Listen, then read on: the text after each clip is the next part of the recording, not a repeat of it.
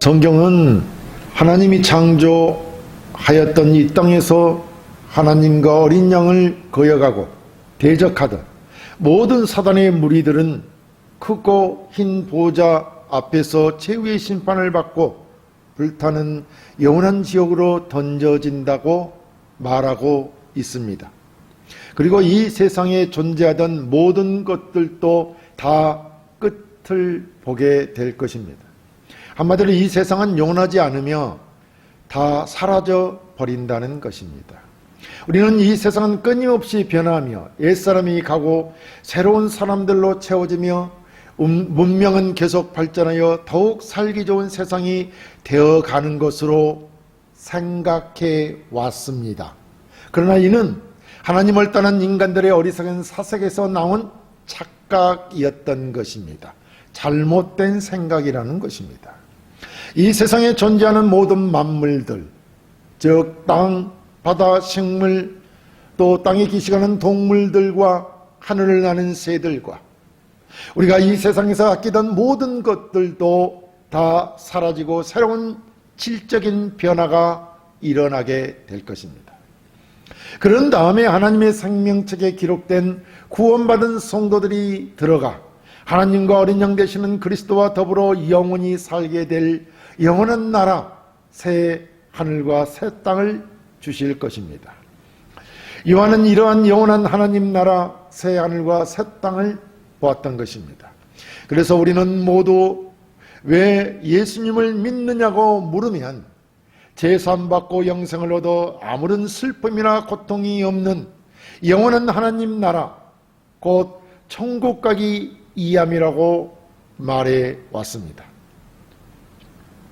함께 말씀을 통하여 은혜를 나누며 영원한 하나님의 나라를 소망하면서 죄를 향한 믿음을 더욱 경고히 하는 자들이 되어 가야 할 것입니다. 영원한 하나님 나라는 첫째 새하늘과 새 땅입니다. 본문 1절에 또 내가 새하늘과 새 땅을 보니 처음 하늘과 처음 땅이 없어졌고 바다도 다시 있지 않더라 라고 하였습니다. 여기 새하늘과 새 땅인 영원한 하나님 나라를 우리가 보기에 앞서 요한은 무저경이라고 하는 감옥에 갇혀 있던 사단이 마지막 때에 잠시 풀려나와 하나님을 거적하고 대적하는 온 세상의 세력을 미혹하여 전쟁을 일으켰습니다. 그러니까 하나님이 새하늘과 새 땅을 주기 전에 먼저 악한 모든 사단의 세력들을 멸하신다는 것입니다. 이 전쟁을 곡과 마곡의 전쟁이라고 하는데 이 전쟁을 통해 사단의 모든 잔존 세력들은 전부 괴멸되는 것입니다. 곡과 마곡의 전쟁은 곡이라고 이름하는 하나님을 반영하는 왕이 통치하는 세상 나라들을 끌어모아서 하나님과 그의 백성들을 미혹하고 대적하여 벌인 전쟁을 마곡의 전쟁이라고 하는 것입니다. 이 전쟁으로 인해 사단의 모든 잔존 세력들은 철저히 패하게 됩니다. 요한이 본 환상 중에 그 다음 이어지는 일이 흰 보좌 심판입니다. 그러니까 전쟁으로 사단의 모든 잔존 세력들을 다 패하게 하고 멸망케 하고 그 다음에 이어지는 것이 무엇이냐면 전에 우리가 말했던 백보자 심판, 흰 보좌의 심판이 있다는 것입니다. 이 흰 보좌 심판은 최후 심판을 말하는데 이 최후 심판을 통해 사단과 짐승과 거짓 선지자는 유황불못이라고 하는 지옥에 떨어져 영원한 형벌을 받게 되어 있습니다. 이것을 성경은 둘째 사망이라고 하였습니다. 이로 말미암아 지금까지 사단과 짐승과 거짓 선지자가 헐개치며 미혹하던 처음 하늘과 처음 땅, 곧 이 질서가 완전히 종식되었던 것입니다. 그래서 지금 요한이 새롭게 본 것은 바로 새 하늘과 새 땅인 것입니다. 이 첫째 하늘과 첫째 땅이 없어지고 새 하늘과 새 땅이 나타난 것으로서 세상이 전혀 새롭게 변화된 것입니다. 질적으로 전혀 새롭게 변화된 그런 나라가 하나님의 영원한 나라인 것이죠. 자, 그렇다면 이 새 하늘과 새 땅은 앞서 본 대로 둘째 사망으로 사단과 그 세력들이 그리스도에 의해 완전히 패망하여 영원한 불못에 던져져 버렸기에 이제 이 새하늘과 새 땅에서는 오직 철저하고 완전하게 주의 뜻이 실현되는 새로운 세상, 즉 하나님이 다스리는 나라가 되는 것입니다. 새로운 세상이라고 하는 것은, 하나님 나라라고 하는 것은 하나님께서 온전히 가지셨던 그 뜻을 실현하는 나라라는 말씀입니다. 그렇다면 하나님이 우리에게 주시고자 하는 메시지는 이 세상에서 어렵고 힘든 고난의 신앙이라 할지라도 우리가 믿음을 굳게 지켜 이겨내면 반드시 하나님이 다스리시는 새로운 질서의 하나님 나라가 있다는 것으로 현재의 삶에 소망과 활력을 주기 위함인 것입니다. 다시 말해 성경이 우리에게 영원한 하나님 나라가 있다고, 새로운 질서가 이루어지는 나라, 새하늘과 새 땅을 주시는 것은 이 땅에서 신앙하면서 어려움 당하는 성도들에게 소망을 가지라는 것입니다. 그리고 힘차게 이 세상의 모든 악한 것들을 이겨내라는 것입니다. 왜냐하면 영원한 새 하나님의 나라가 우리에게 주어질 것이기 때문입니다.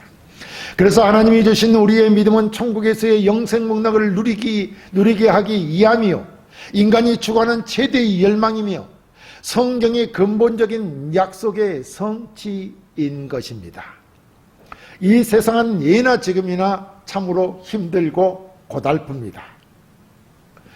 당시의 세상 국가들은 엄연히 법이 존재하고 있었으나 그 법을 악용하여 힘 있는 자들은 자신의 이익을 꾀했고 정의와 공평으로 약한 자들의 인권을 보호하는 법으로 활용되지는 않았던 것입니다. 다시 말하면 법을 만들고 그 약자를 이한 법이 사실은 악용하여 자신들의 이익만을 추구했다는 것입니다. 권력자들이 말입니다. 당시 사람들은 늘 언제나 국가 권력의 행포에 대한 두려움과 공포가 있었습니다. 그래서 당시 믿음의 성도들은 공평과 정의로 다스려지는 새로운 세상을 바라고 소망하였던 것입니다. 그런 상황 속에서 하나님은 성도들에게 선과 정의로 다스려지는 참된 소망이 있는 영생복락인 하나님 나라가 있다는 것을 요한의 환상을 통해 미리 알려주었던 것입니다. 오늘날도 마찬가지입니다. 권력 있는 자들은 자신들을 위해 법을 이용합니다. 법을 남용하여 자신들의 이익만을 추구하는 것입니다. 권력 있는 자들이 언제 백성들의 상황과 형편을 살펴서 그들을 이해하였습니까? 힘 있는 자들은 자신의 이익만을 추구하는 것이 예나 지금이나 똑같은 환경인 것입니다. 자, 그래서 하나님의 이 영원한 하나님 나라가 도래할 때까지 믿는 성도들은 이 세상에서 만나는 모든 역경을 어떻게 해야 되느냐 하면 믿음으로 이겨내라는 것입니다. 왜? 영원한 하나님 나라, 새 질서가 부여되는 나라, 새 하늘과 새 땅이 우리에게 주어질 것이기 때문입니다. 우리가 그 나라로 가게 될 것이기 때문입니다. 그렇기 때문에 그 나라를 소망하며 모든 역경을 믿음으로 이겨내라는 것입니다. 자, 하나님이 우리 성도들을 위해 준비한 아름답고 감동적인 나라가 있다는 것을 알고 하나님과 그리스도를 믿는 믿음을 굳게 지켜 나아가야 할 것입니다. 그래서 하나님은 우리 믿음 위의 성도들을 향해 새하늘과 새 땅을 바라보고 그 나라에 들어가는 소망을 가지고 담대히 살아가기를 바라는 것입니다. 하나님이 우리에게 원하시는 것이 바로 이것입니다. 하나님의 나라가 영원한 영생복락을 누리는 나라가 있으니 너희들은 믿음으로 이 세상의 여러 어려움과 환난과 고난들을 이겨내라는 것입니다. 자, 그렇다면 하나님께서 여기 요한의 환상을 통해 보여준 새하늘과 새 땅은 사람이 고난과 고통을 당하다가 파멸과 멸망이 아니라 영생과 소망과 기쁨과 희망을 주기 위함이 아니겠습니까? 그러므로 우리의 신앙생활은 궁극적으로 새하늘과 새 땅에 대한 소망과 희망을 실현시키는 과정이기에 결코 어렵거나 부끄러운 것이 아닙니다. 예수 믿는 것이 부끄러운 것이 아니라는 것입니다. 또 어려운 일들을 이겨내는 것이 힘든 일도 아니라는 것입니다. 왜냐하면 우리에게 소망이 있기 때문이죠. 오히려 영생을 위한 가정으로 기쁘고 즐거워하라는 것입니다. 이렇게 천국에 대한 소망과 비전을 갖는 것은 우리 인생의 궁극적인 소망과 희망을 갖고 넘치는 주의 은혜 가운데 사는 삶인 것입니다. 왜냐하면 우리의 삶은 반드시 하나님께서 우리를 이끌어서 그 나라에, 영원한 나라에 이르게 할 것이기 때문입니다. 이와 같이 요한계시록은 우리 성도들이 가야 할 인생의 목적지가 어디이며 그 목적지를 향해 소망을 가지고 천국을 향해 행진하는 믿음의 삶을 살아가라고 말하고 있는 것입니다. 영원한 하나님 나라는 둘째 거룩한 성 새 예루살렘입니다. 본문 2절에 내가 보매 거룩한 성 새 예루살렘이 하나님께로부터 하늘에서 내려오니 그 준비한 것이 신부가 남편을 위하여 단장한 것 같더라 라고 했습니다. 여기서 거룩한 성 새 예루살렘이란 새하늘과 새 땅이라고 하는 하나님 나라에 건설된 구원받은 성도들이 거할 초소입니다. 성도들이 거할 영원한 초소라는 것입니다. 그 초소가 거룩하다는 것입니다. 그래서 거룩한 성이라고 하는 것입니다. 그렇다면 우리는 이 거룩하다는 뜻을 분명히 알아야 하는데 그것은 바로 구별한다는 뜻입니다. 더러운 것에서 깨끗한 것을, 부정한 것에서 구별하는 것입니다. 부정하지 않는 것으로 구별하는 것이죠. 부패하는 것을 부패하지 않는 것으로 구별하는 것입니다. 그러니까 거룩하다는 것은 부정한 것과 구별됨으로 하나님 나라의 그 성도들이 거할 초소인 천국에는 부정함이 전혀 없다는 것입니다. 죄가 없다는 것입니다. 죄악이, 악들이 없다는 것입니다. 그래서 구약시대의 이스라엘 백성들은 주의 백성으로서 성결함을 유지하기 위해 부정한 음식을 피하고 율법으로 정결한 삶을 살았던 것입니다. 천국을 위한 준비였던 것이죠. 훈련이었던 것이죠. 마찬가지로 하나님의 백성인 성도들은 불의한 일에 가담하거나 불의한 일을 행해서는 안 되는 것입니다. 왜냐하면 우리는 아주 깨끗하고 흠이 없는 나라, 거룩한 나라에서 영생복락을 누려야 할 자들이기 때문에 그 훈련을 이 땅에서 하는 것입니다. 그래서 불의한 일에 가담하거나 불의한 일을 행해서는 안 된다는 것이죠. 어떻게 성도라고 하는 하나님의 거룩한 백성이 온갖 세상의 부정한 일에 가담하며 악한 풍속을 쫓고 또 이웃을 압박한 대가로 자신의 이익을 사사로이 취하는 일을 해서야 되겠습니까? 우리가 하나님의 나라 백성이지만 아직 우리의 몸은 이 땅에 있습니다. 그러므로 온전한 거룩한 하나님의 백성은 아직은 길이 좀 멉니다. 그렇기 때문에 우리는 천국에서의 거룩한 삶을 위한 훈련을 이 땅에서 하는 것입니다. 그렇다고 거룩한 백성이 되는 것이 우리 스스로가 만들어갈 수 있는 것은 아닌 것입니다. 그래서 거룩한 성 새 예루살렘이 하나님께로부터 하늘에서 내려왔다고 하는 것입니다. 이는 새 예루살렘 곧 천국 구원이 오직 하나님의 주권에 따라 하나님에 의해 안성된다는 것을 말하고 있는 것입니다. 그래서 새 예루살렘은 하나님으로부터 내려오는 것입니다. 사실 하나님이 지배하는 세상은 하나님에게 기운을 두는 것이 당연합니다. 하나님께서는 처음 인간과 구원 언약을 맺으실 때 아브라함을 불러 당신의 백성을 삼으셨습니다. 그리고 하나님은 아브라함을 통하여 이 세상에서 자기 백성들을 구원할 구속 계획을 그의 독생자 예수 그리스도를 통하여 이루실 것을 실행에 옮기셨습니다. 그래서 그리스도께서 이런 하나님의 계획을 이루시고자 이 세상에 육신의 몸을 입고 오신 것입니다. 그러므로 거룩한 백성들, 즉 성도들의 거처가 될 거룩한 성 새 예루살렘은 하나님으로부터 출발해야 하는 것입니다. 하나님께로부터 온다는 말입니다. 그러므로 제 아무리 참신하고 새롭게 보이는 세상이나 신앙도 그것이 하나님께로부터 출발하지 않는다면 그것은 옳은 것이 아니며 거룩한 것이 아니라는 것입니다.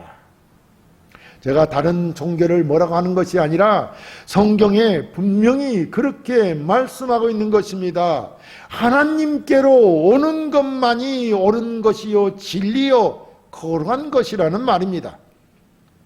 우리는 이제 이 세상에 존재하는 그 어떤 사상이나 신앙도 하나님으로부터 기원하지 않은 것은 전부 버려야 하는 것입니다. 그것이 그 어떤 아름다움이나 인간의 감탄을 자아내는 신비한 것이라 할지라도 하나님으로부터 오지 않는 것은 버려야 한다는 것입니다. 왜냐하면 하나님으로부터 오는 것 외에 아름답고 영원한 것은 이 세상에 없기 때문입니다. 영원하지 않다는 것입니다. 그래서 새 예루살렘은 신부가 남편을 위하여 탄장한 것 같더라라고 하였습니다.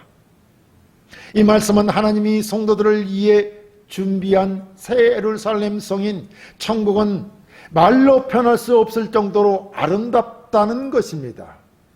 이 새 예루살렘 성인 천국의 아름다움은 10절 이하에서는 아름답고 빛나는 보석으로 비유하여 나타내고 있습니다. 그러나 이것은 가시적인 아름다움일 뿐입니다. 우리 인간은 가시적인 눈으로 보는 아름다움보다도 우리 내면의 불가시적인 아름다움은 기쁨과 행복으로 가득 찬 것임을 알아야 하는 것입니다. 눈에 보이는 것보다도 보이지 않는 우리 내적인 그 아름다움이 훨씬 더 크고 웅장하며 강대한 것이다, 이런 말입니다.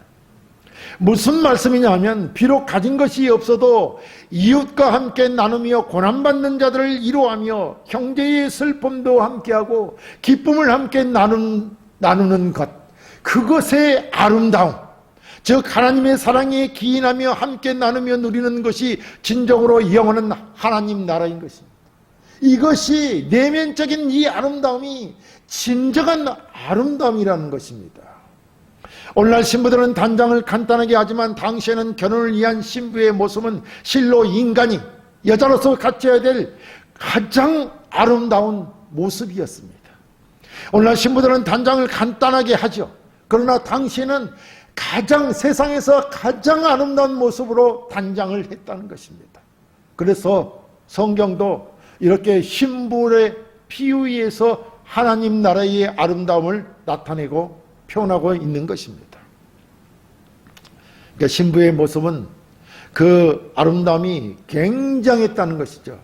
꾸미고 치장을 하여 장관을 이루었다고 보아야 할 것입니다. 결혼식이 이런 것이었습니다. 이런 잔치였습니다. 그래서 단장한 신부의 아름다운 모습이 우리 성도들이 거할 새 예루살렘 곧 천국의 모습에 비유하였던 것입니다. 그러므로 우리의 바람은 이 아름다운 천국이 속히 도래하기를 고대하는 것입니다. 이 아름다운 것을 우리가 고대하는 것이 당연한 거 아니겠습니까? 신랑이 신부 맞이할 준비를 하면서 기대하고 고대하는 것 당연한 거 아닙니까?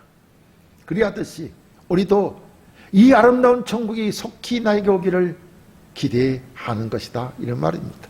자, 우리의 믿음은 바로 눈앞만 보기 때문에 당장 내 눈앞에 속히 천국이 도래하기를 바랍니다. 그러나 천국이 더디움으로 믿음에서 떠나는 자들도 생겼습니다.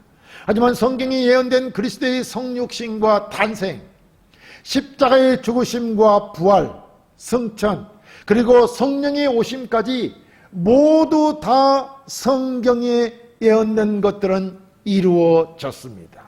성경의 약속들은 다 이루어졌다는 것입니다. 그래서 베드로 사도는 이렇게 말하였습니다. 베드로후서 3장 8, 9절에 사랑하는 자들아, 주께는 하루가 천년 같고 천년이 하루 같다는 이 한 가지를 잊지 말라. 주의 약속은 어떤 이들이 더디다고 생각하는 것 같이 더딘 것이 아니라 오직 주께서는 너희를 대하여 오래 참으사 아무도 멸망하지 아니하고 다 회개하기에 이르기를 원하시느니라. 그러니까 하나님이 택한 백성들을 다 구원하기 위해서 더딘 것처럼 보이지만 더딘 것이 아니라는 것입니다. 나만 구원받기를 우리는 바라죠. 그리고 천국이 바로 오기를 바라죠. 그것은 내 입장이죠. 그러나 모든 하나님의 택한 백성들을 생각할 때 그들을 다 구해야 하기 때문에 천국이 늦게 온다, 더디 온다라고 생각하는 것입니다. 그렇다면 우리는 얼마든지 믿음으로 더 기다릴 수 있는 것이 아니겠습니까? 내 사랑하는 형제가 빨리 구원받도록 구원받을 때까지 내가 기다릴 수 있는 것이 아닙니까? 우리는 신앙은 기다림이라고 표현해도 거의 틀리지 않을 것입니다. 자, 우리는 천국이 속히 오지 않는다고 하지만 천국이 벌써 우리 문 앞에 와 있는지도 모른다는 것을 알아야 합니다. 감히 이 세상에서는 경험할 수 없는 아름다운 천국, 거룩한 성 예루살렘이 우리의 거처이며 우리를 위해 준비되면 그때 속히 그리스도께서 오실 것입니다. 그때를 위해 우리는 믿음으로 주를 향해 나아가는 자가 되어야 할 것입니다. 영원한 하나님 나라는 셋째, 하나님이 그의 백성과 함께 사는 곳입니다.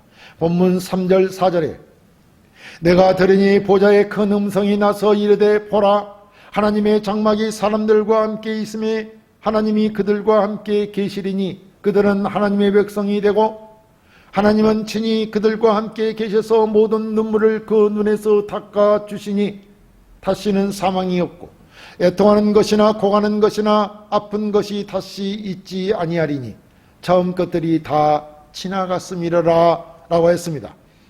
요한은 새하늘과 새 땅과 새 예루살렘을 보았고 이제 하늘 보좌에서 들려오는 하나님의 새로운 음성을 듣습니다. 그것은 하나님이 성도들에 대한 하나님의 약속의 말씀이요 축복의 말씀입니다. 우리는 이 땅을 살면서 눈으로 보이는 것만 믿으려 한다면 절망하기 쉽습니다. 눈에는 보이지 않지만 더 중요한 하나님의 말씀을 들어야 합니다. 말씀을 들어야 된다는 말입니다. 어떻게 말씀을 듣습니까? 말씀을 읽어야 되겠죠. 기도해야 되겠죠. 그러면 하나님의 음성을 들을 수 있는 것입니다. 이런 훈련이 되어야 한다는 것입니다. 자, 우리는 이 땅을 살면서 눈으로 보이는 것만 믿으려고 한다면 절망하기 쉬운 것이 아닙니까? 눈에는 보이지 않지만 더 중요한 하나님의 말씀이 있다는 것을 꼭 기억해야 합니다. 왜냐하면 하나님의 소망 있는 말씀이야말로 이 제약된 세상을 이기고 믿음으로 승리케 하기 때문에 성도는 항상 하나님의 음성을 듣는 훈련을 쌓아야 합니다. 그리고 하나님의 말씀을 귀로 듣는다는 것은 그 말씀에 순종하는 것입니다. 우리가 자신의 경험이나 생각을 의지하는 것이 아니라 하나님이 주시는 말씀을 따라 사는 것이기 때문에 그것이 참된 신앙생활이며 하나님의 뜻에 합당한 삶인 것입니다. 자, 그럼 하나님의 보좌에서 들리는 음성은 무엇입니까? 그것은 바로 우리 성도들이 하나님의 백성이 되는 축복입니다. 예레미야 선지자는 하나님의 말씀을 전하기를 오직 내가 이것을 그들에게 명령하여 이르기를 너희는 내 목소리를 들으라. 너희는 내 목소리를 들으라. 그리하면 나는 너희 하나님이 되겠고 너희는 내 백성이 되리라. 너희는 내가 명령한 모든 길로 걸어가라. 그리하면 복을 받으리라. 이렇게 말씀하였습니다. 오늘 본문에도 있는 말씀이죠. 음성을 듣는데 무슨 음성이에요? 하나님이 하시는 말씀, 하나님이 우리와 함께 하겠다는 말씀, 그 말씀이 아니겠습니까? 하나님의 말씀을 듣는 자는 하나님의 백성이 되는 축복을 누리게 된다는 것입니다. 사실 성도는 하나님의 말씀을 듣고 그 말씀대로 살아가는 것이 우리 삶의, 성도들의 삶의 본분입니다. 반드시 그렇게 살아야 된다는 것이죠. 이제 하나님의 말씀을 듣고 그 말씀에 순종하여 살아가는 그의 백성들과 친히 함께 하셔서 그들의 눈에서 눈물을 씻겨 주십니다. 이 땅에서 복음을 순종하며 살아가는 성도들이 얼마나 많은 환난과 핍박을 받았습니까? 그들이 눈물을 씻겨주시고 다시는 사망이나 애통하는 것이나 고가는 것이나 아픈 것이 있지 않게 하시겠다는 것입니다. 이 말씀이 하나님의 음성을 듣고 그 말씀에 순종하여 살아가는 성도들에게 얼마나 위로가 되는 말씀입니까? 당시 믿음으로 인해 극심한 환난 가운데 있었던 성도들에게 더 큰 위로가 되는 말씀은 없었을 것입니다. 이렇게 하나님은 당신의 말씀을 듣고 그 말씀에 순종하는 자들을 자기 백성 삼으시고 함께 하시며 그들의 모든 아픔과 고통의 눈물을 씻기시며 다시는 이러한 애통함이 없이 하시겠다는 것입니다. 우리와 함께 하시면서 말입니다. 이것이 바로 영원한 하나님 나라에 대한 우리의 위로요 기쁨이요 복인 것입니다. 사랑하는 성도 여러분, 영원한 하나님 나라는 지금 우리가 살고 있는 이 고달픈 세상과는 완전히 질적으로 다른 세상입니다. 그래서 새하늘과 새 땅이라고 하는 것입니다. 하나님은 이 새하늘과 새 땅에 우리의 거처를 마련하였습니다. 그 거처가 바로 새 신부가 단정한 것처럼 아름다운 곳 거룩한 성 새 예루살렘입니다. 이 아름다운 거룩한 성에서 하나님은 당신의 음성을 듣고 그 말씀에 순종하며 살아온 자들을 자기 백성이 되게 하시고 함께 하시며 슬픔의 눈물을 닦아주시며 다시는 사망이나 애통이나 아픔이 없게 하실 것입니다. 이것이 성도들의 복입니다. 그러므로 우리는 이 영원한 하나님 나라를 소망하며 하나님의 말씀에 순종하고 믿음으로 살아가는 성도들이 되어야 할 것입니다. 이러한 복이 여러분에게 함께하기를 주의 이름으로 축원합니다.